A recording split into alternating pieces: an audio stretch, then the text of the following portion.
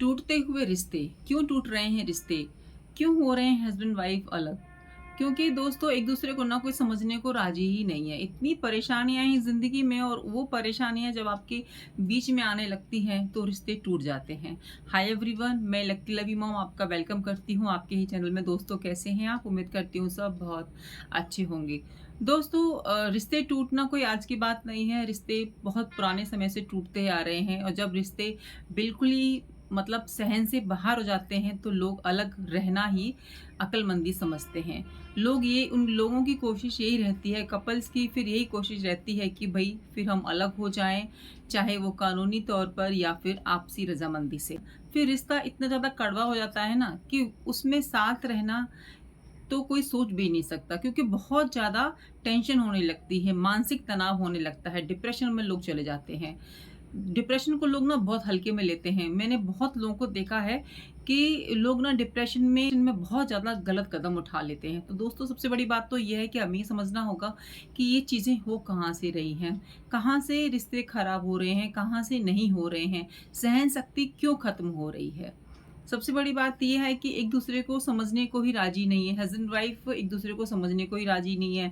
उनको लगता है कि पत्नी अगर अपने आप को सही बोलती है तो उसको लगता है कि मैं ही सही हूँ। अगर हस्बैंड बोलता है कि नहीं ये बात सही है तो उनके लिए वही बात सही है। यानी कि दोनों दोनों है ना अपनी अपनी बात पर अड़े रहते हैं। उनको लगता है कि नहीं हम ही सही हैं, हमारी ही बात की वैल्यू होनी चाहिए, हमारी ही कद्र होनी चाहिए, सामने वाले की कोई कद्र नहीं होनी चाहिए। तो सबसे बड़ी बात तो ये है कि एक मैरिड लाइफ कभी भी एक पर्सन से नहीं चलती है। मैरिड लाइफ चलती है दोनों पर्सन से। यानी कि गाड़ी के दो जो पहिए होते हैं ना, मैरिड लाइफ दो पहियों से चलती है। अब दोस्तों गाड़ी चलती है दोनों पहियों से, तो हस्बैंड वाइफ ना जिंदगी के दो पहिए होते हैं और अगर दोनों में से कोई भी एक डगमगा गया तो गाड़ी तो हिलनी ही हिलनी है।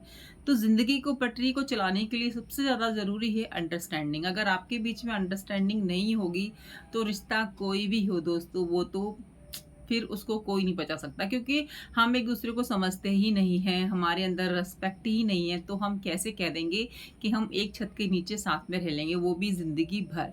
तो ये पॉसिबल है ही नहीं। सबसे पहले आपको समझना होगा अपने हस्बैंड को और हस्बैंड को समझना होगा वाइफ को समझना होगा हस्बैंड को। सबसे बड़ी बात अंडरस्टैंडिंग है, रिस्पेक्ट है। अगर आपके अंदर रिस्पेक्ट है तो आप एक दूसरे को जो है समझ पाएँगे। अगर आपके अंदर समझ है तो आप एक दूसरे को ऑटोमेटिकली रिस्पेक्ट देंगे। अगर आपके बीच में प्रेम है तो प्रेम वो चीज़ है दोस्तों जो सभी नेगेटिविटी को दूर कर देता है। तो ये चीज़ें एक मैरिड कपल में होना बहुत बहुत ज़्यादा ज़रूरी है। रिस्पेक्ट देना, अंडरस्टैंडिंग होना, एक दूसरे को समझना और प्रेम के बिना तो कोई भी रिश्ता चलता ही नहीं है, वो तो होना ही चाहिए। तो वो होगा तब जब आप एक दूसरे को समझोगे। और कभी-कभी क्या होता है ना कि मैंने बहुत देखा है कि आपस में हस्बैंड वाइफ की नहीं बनती है, लेकिन बच्चों के लिए वो दोनों साथ में मिलके चलते हैं, पूरी ज़िंदगी साथ में रहते हैं। तो ये भी एक बहुत बड़ी बात होती है। जब आपकी आधी उम्र हो जाती है और तब आप ये सोचते हैं कि आप एक दूसरे के लिए बने ही नहीं हैं, आप परफेक्ट ही नहीं हैं एक दूसरे के लिए, तो ये तो सही बात है नहीं ना। मतलब फिर बच्चों का क्या होगा? बच्चे तो आपके भरोसे हैं। तो दोस्तों कि जो रिश्ता होता है ना वो त्याग भी माँगता है, वो बलिदान भी माँगता है। आपको एडजस्टमेंट भी करना होगा। अब ये नहीं है कि हर वक़्त वाइफ़ ही करे, हस्बैंड ना करे, या हर वक़्त हस्बैंड करे, वाइफ़ ना करे। दोनों को ही फैमिली चलानी है तो दोनों को ही त्याग करना होगा, अंडरस्टैंडिंग रखनी होगी। दोनों को ही एक साथ मिलके चलना होगा, क्योंकि उन्हें परिवार आगे बढ़ाना है। बहुत सारी चीज़ें ऐसी होती हैं जो हमारी पसंद की नहीं होती हैं। बहुत सारे लाइफ़ में बहुत सारी चीज़ें चलती हैं दोस्तों, आप सभी को पता होगा कि कुछ हमारी पसंद की होती हैं, बहुत सारी चीज़ें हमारी पसंद की नहीं होती हैं। तो हमें करनी पड़ती हैं। क्यों? क्योंकि हमें फैमिली को आगे बढ़ाना है। क्यों? क्योंकि हमें आगे रिश्ते को लेके जाना है। इसीलिए हमें ना अपनी सोच को बदलना ही होगा और जब हम अपनी सोच को बदलेंगे तो ज़ाहिर-सी बात है रिश्ता हमारा अच्छा होगा ही होगा। तो ये छोटी-छोटी बातें हैं जो कि हमें समझने की ज़रूरत है। और आपको अपने बीच में रिस्पेक्ट, अगर हस्बैंड वाइफ में रिस्पेक्ट नहीं होती है तो बाकी चीज़ें फिर कहाँ से होंगी। तो रिस्पेक्ट तो बहुत होना ज़रूरी है। आप तारीफ़ कीजिए एक दूसरे की। रिश्ते होते हैं ना वो धागे की तरह होते हैं कि अगर आप उनमें ज़ोर से खींचोगे ना तो वो टूट ही जाएगा। तो हमारे जो रिश्ते हैं वो कच्चे धागों से बने हैं। हमें उनको ना बिल्कुल सँभाल के रखना है। बहुत सारे रिश्ते ऐसे होते हैं जो कि हमें केवल फ़ॉर्मेलिटी के लिए निभाने होते हैं, लेकिन बहुत सारे रिश्ते ऐसे होते हैं जो कि हम अपने दिल से निभाते हैं। तो अपने जो रिश्ते हैं ना, जो आपके दिल के करीब हैं, उनको और दिल के करीब लाइए। लाइफ़ में हमको बहुत ज़्यादा एडजस्टमेंट करनी पड़ती है। आप ये मत सोचिए कि हस्बैंड नहीं कर रहे हैं तो मैं क्यों करूँ? देखिए, परिवार आपका भी है। कभी-कभी सोच नहीं आती है हस्बैंड में, तो आप में आ रही है। अगर वाइफ़ में नहीं आ रही, हस्बैंड में आ रही है, तो हस्बैंड पहल कर ले। यानी कि अगर आपकी गृहस्थी उस दौर में चल रही है जहाँ पर आप अलग होने जा रहे हैं, या फिर आपकी बहुत ज़्यादा नेगेटिविटी आ गई है, तो वहाँ पे बड़ा सबसे बड़ा कदम आपको बात करने का उठाना होगा। आपको चाहे ना चाहे आपको बात करनी होगी आपस में आके, क्योंकि बात करने से ना बहुत सारी समस्याओं का सॉल्यूशन हो जाता है। घर की बात घर में ही रहती है। छोटी-छोटी बातों को नज़रअंदाज करना स्टार्ट कर दीजिए, क्योंकि होता है ना हस्बैंड का कि कभी चिल्ला के बोल देते हैं, कभी बहुत सारी चीज़ें ऐसी बोलते थे जो हमको पसंद नहीं आती है। तो आप प्यार से भी बता सकते हैं कि भई ये चीज़ मुझे पसंद है, ये चीज़ नहीं पसंद है। ज़रूरी नहीं है कि वो समझ जाएँ, लेकिन कोशिश तो हम कर ही सकते हैं ना। और अपने आप को बिज़ी रखिए। अगर लाइफ़ में प्रॉब्लम है, प्रॉब्लम सबकी लाइफ़ में होती है दोस्तों। अगर प्रॉब्लम है ना, तो इसका एक ही सॉल्यूशन है कि आप अपनी दूसरा एक साइड बना लीजिए बिज़ी रखने का। आजकल तो बहुत ज़्यादा तरीके हैं। मैं तो सबसे अच्छा तरीका मानती हूँ कि अगर आप हाउसवाइफ़ हैं, अगर आपके कोई शौक हैं, तो कोई शौक को आगे बढ़ाइए। तो सोशल मीडिया है, रील्स बना लीजिए। आपको खुशी भी मिलेगी, आपका माइंड भी डाइवर्ट होगा और आपको अच्छा भी लगेगा।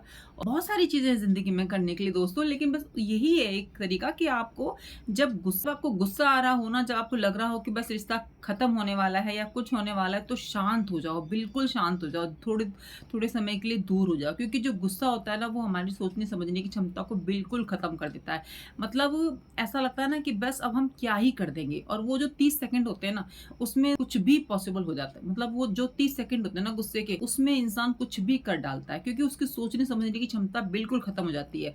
जब आपको गुस्सा आ रहा हो, जब आपको लग रहा हो कि बस अब बर्दाश्त से बाहर है, आप बिल्कुल रूम चेंज कर लीजिए, अलग हो जाइए बिल्कुल, और शांत होके बिल्कुल शांत हो जाइए। काउंटिंग करिए 20 तक, या बिल्कुल शांत हो जाइए। म्यूज़िक सुनिए, या फिर जो आप करना पसंद करती हैं वो कीजिए, डांस कर लीजिए। नहीं तो गुस्से में देखिए मैं कैसे करती हूँ, मुझे जब गुस्सा आता है ना, मुझे लगता है कि नहीं, अब मुझे कोई नहीं समझ रहा, या फिर कुछ घर गृहस्थी में कुछ ना कुछ बातें तो होती रहती हैं। तो भई मैं तो म्यूज़िक सुनना पसंद करती हूँ, या फिर मैं अपना किचन में चली जाती हूँ, या फिर मैं अपना रील्स बना लेती हूँ। सबसे अच्छा लगता है मुझे रील्स बनाना। तो ये सब चीज़ें करती हूँ जब मैं एकदम से उदास होती हूँ, या मुझे लगता है कि बस अब हो गया।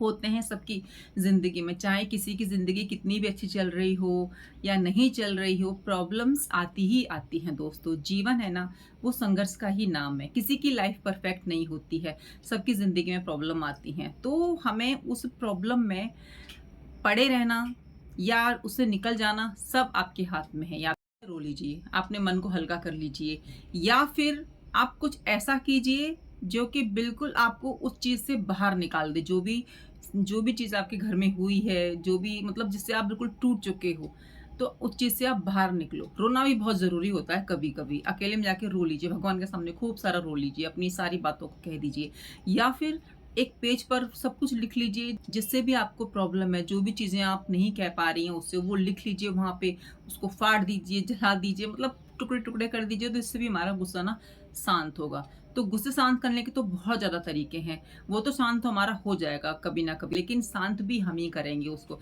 लेकिन वो जब गुस्सा आता है ना, उस समय में अगर हम कुछ भी ऐसा कर देते हैं, तो उसके लिए हमें ज़िंदगी भर पछताना भी पड़ सकता है। तो ये इस चीज़ का हमेशा ध्यान रखिए, क्योंकि गुस्सा तो दूध के उफान की तरह ऊपर आता है, फिर शांत भी हो जाएगा। फिर आपको कहीं पछताना ना पड़े कि भई मैंने ऐसा क्यों बोल दिया। क्योंकि जब गुस्से में होते हैं ना, तो ज़ुबान भी हमारी हाथ में नहीं होती, कंट्रोल में नहीं होती। हम कुछ भी बोल सकते हैं, कुछ भी। मतलब ऐसे वर्ड बोल सकते हैं जिससे कि हमारी लाइफ़ भी खराब हो सकती है, मैरिड लाइफ़ बिल्कुल खराब हो सकती है, कुछ भी बोल सकते हैं। ये सच्चाई है कि जो ज़ुबान है ना, जितना मीठा बोलती है उतना कड़वा भी बोलती है, और गुस्से में तो कुछ ज़्यादा ही कड़वा बोलती है। कि एक-दूसरे की रिस्पेक्ट करें, एक-दूसरे को समझें।